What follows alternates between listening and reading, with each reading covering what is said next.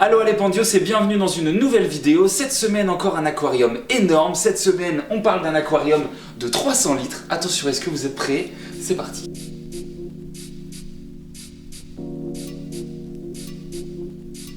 Donc notre aquarium du jour, c'est un aquarium de 300 litres. Je vous donne les petites infos techniques très rapidement. 1,20 m de façade, 50 de profondeur, 55 environ de hauteur, parce que comme il y a le cadre, ça fausse un petit peu les chiffres. Mais gros bac quand même de 300 litres. Il y en a qui le connaissent depuis quelques temps. Ça a été pendant un temps l'aquarium pour mes tortues. Ensuite ça a été l'aquarium de mes jappes avant qu'il passe dans le 500 litres. Ceux qui n'auraient pas encore vu la vidéo, je vous la mets juste ici, une petite vignette. Et donc aujourd'hui on a décidé de rescaper encore ce bac. Comme il était vide depuis qu'il n'y avait plus les jappes. Et j'avais envie de mettre une espèce assez sympa à l'intérieur qui demande en fait une réflexion assez particulière sur le scape. Vous verrez ça au fur et à mesure de la vidéo. Je vais pas vous mettre plein d'infos directes, on va parler de tout ça au fur et à mesure. Pour l'instant je garde mon substrat à l'intérieur parce que c'est l'ancien substrat des jappes qui était là juste avant. Donc c'est un substrat qui est vraiment plein de bactéries, plein de nutriments. Il est vraiment en super santé. Le bac a continué de tourner pendant encore quelques temps. Il a tourné à vide, mais il a tourné. Donc tout est encore nickel à l'intérieur. En plus de ça, ça va me permettre de protéger la vitre du fond de l'aquarium parce qu'on a quand même des roches, on a quand même des roches assez énormes, donc j'avais pas envie de péter la vitre en dessous, donc on va garder tout ce substrat là pour l'instant, histoire donc de protéger tout ça, et ensuite on se rajoutera potentiellement un petit sable un petit peu plus tard, qui sera un peu plus esthétique, parce que pour l'instant c'est pas très beau, je vous l'accorde, mais ça fera le taf tout à l'heure. Pour l'instant on va s'attaquer à notre hardscape, la base principale, puisqu'au niveau du substrat on est bon. Donc c'est parti, je vous montre un petit peu toutes les roches que j'ai récupérées. Il y a quand même des gros trucs, vous allez voir. Bon les amis, je suis au paradis, regardez ça, regardez le nombre de roches, j'en ai partout autour de moi, j'en ai de toutes les tailles. Donc c'est de la pouzzolane, donc de la Red Lava Rock pour les anglophones parmi nous. J'ai des pièces de toutes les tailles, c'est-à-dire que je vais avoir des petites pièces toutes simples, je vais avoir aussi des obus comme ça, ou encore une pièce extraordinaire comme celle-ci, et la masterpiece qui est juste devant là, qui est vraiment énorme. Donc on va se servir, c'est lourd, de la quasi-totalité, enfin même de la totalité je pense, de toutes les roches que j'ai ici. Donc l'objectif ça va être en fait de rechercher un aspect biotope sans que ce soit biotope. Laissez-moi vous expliquer ça rapidement.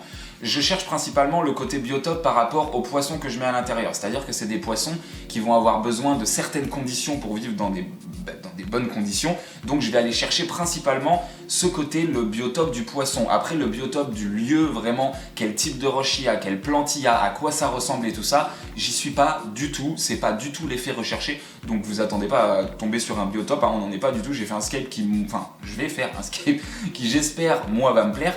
Mais on n'est pas du tout dans ce qu'il y a de base chez les poissons. Après, c'est juste que c'est de base un lieu où il n'y a pas beaucoup de plantes ou ce genre de choses là. Moi, vous le savez, j'adore les plantes, je peux pas me passer et avoir un bac qui n'a pas de plantes. Donc ça fera pas de mal aux poissons, hein. Ce sera même mieux pour eux, ça fera une meilleure oxygénation, une meilleure qualité de l'eau et tout ça. Mais on n'est pas dans leur biotope naturel. Après, c'est pas un souci, ça fait longtemps que je les ai déjà de côté. Ils sont avec des plantes et tout ça depuis longtemps, ça se passe très bien, ils me les défoncent pas, enfin c'est vraiment très carré.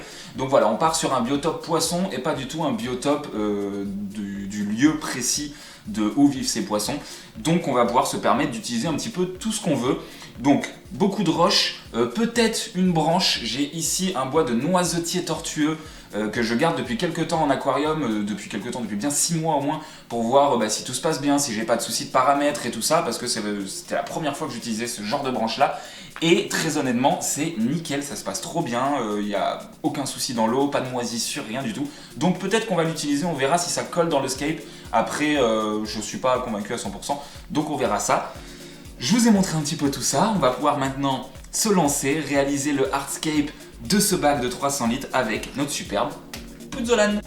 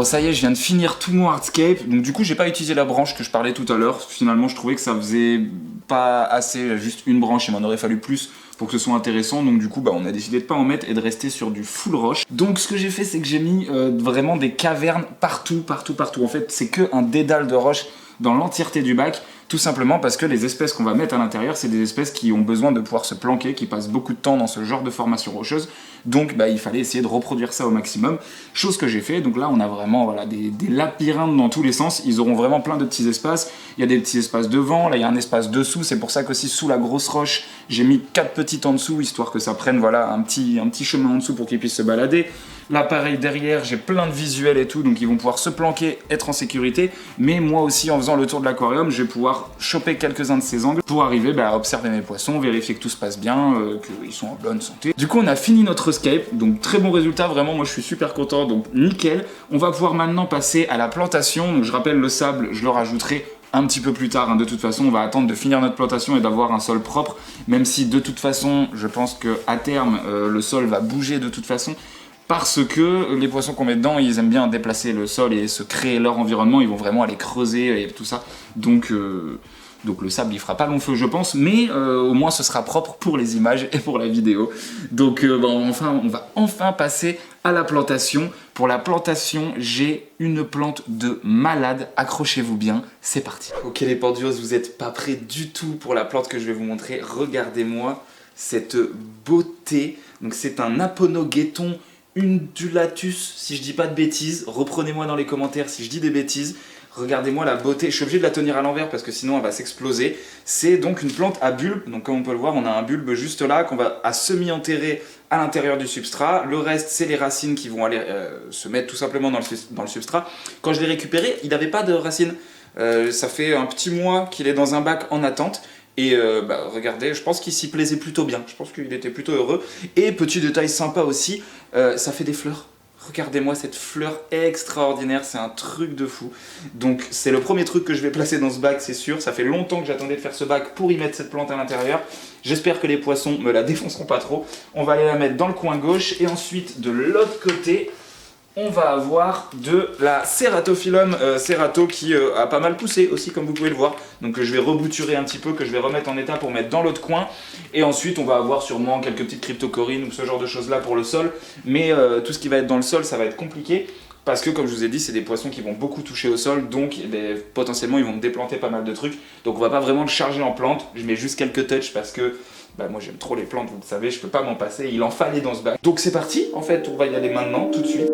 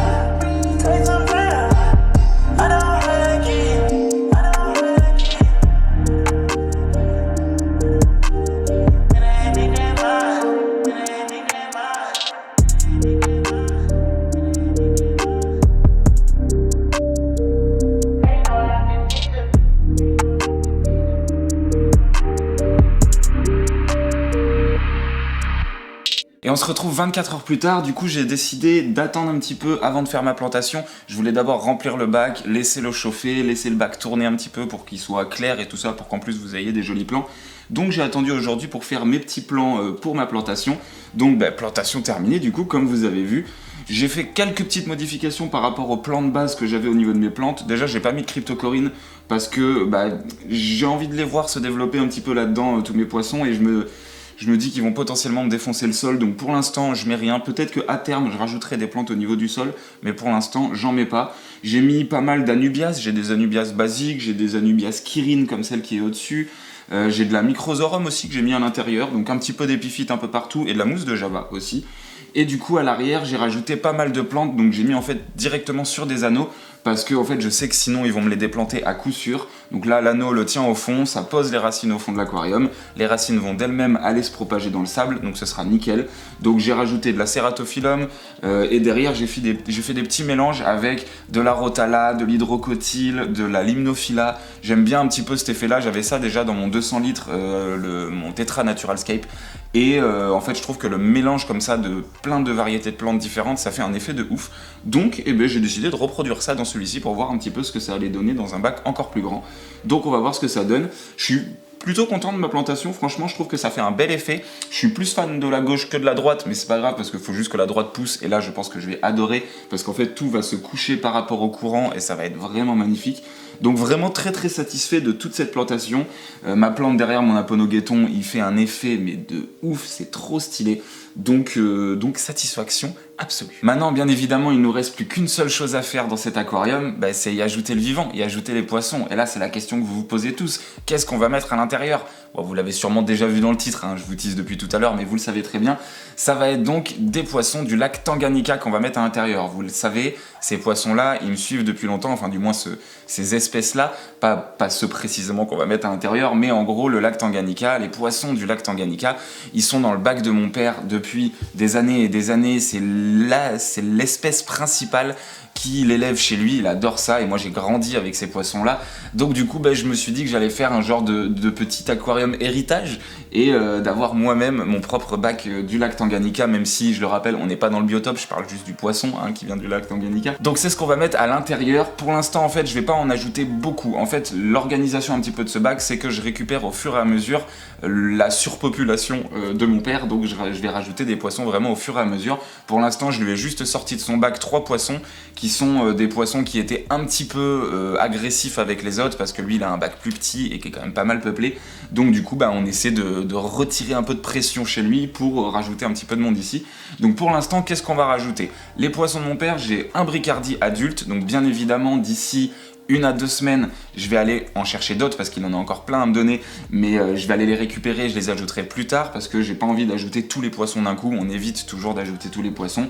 Pour l'instant il est tout seul déjà avec les autres que je vais rajouter, donc tout se passe très bien, il s'entend très bien, rassurez-vous, tout va bien. Il y a aussi 2 Julidochromis, donc les Julidochromis pareil, poissons de fou, attitude de fou, c'est des poissons qui peuvent se mettre à l'envers, un peu comme les Cynodontis, ils vont se mettre à l'envers pour se balader sous les racines, sous les roches, ce genre de choses là, donc comportement très intéressant à observer. Et du coup la dernière espèce que je vais ajouter dans ce bac là, c'est vraiment une espèce qui pour moi est une des plus stylées du lac Tanganyika, c'est des Neolamprologus brevis. Donc c'est des petits poissons, ils font peut-être 3-4 cm, peut-être 5 cm à taille adulte quand même, mais ça reste du petit poisson, du 5 cm, et en fait ils ont la particularité de vivre dans des coquilles. Donc en fait moi maintenant je vais aller mettre des coquilles au fond de cet aquarium au moment d'ajouter les poissons, et en fait c'est un peu comme leur maison, ils vont se mettre dedans quand ils vont se sentir en danger, pour se protéger, pour dormir, pour être tranquille.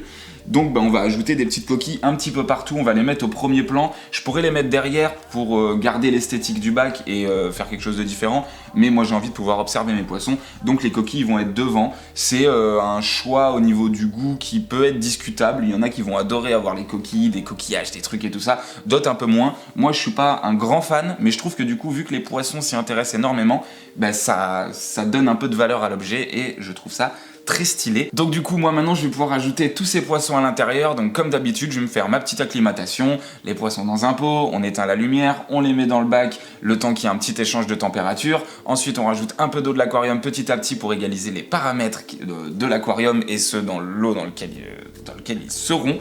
Et ensuite, d'ici une demi-heure, je vais pouvoir relâcher mes poissons dans l'aquarium. Bien évidemment, je vous montrerai des plans des poissons sur la fin de la vidéo, comme d'habitude. C'est toujours le petit moment de fin, vous avez 1 ou 2 minutes avec plein de plans super stylés des poissons.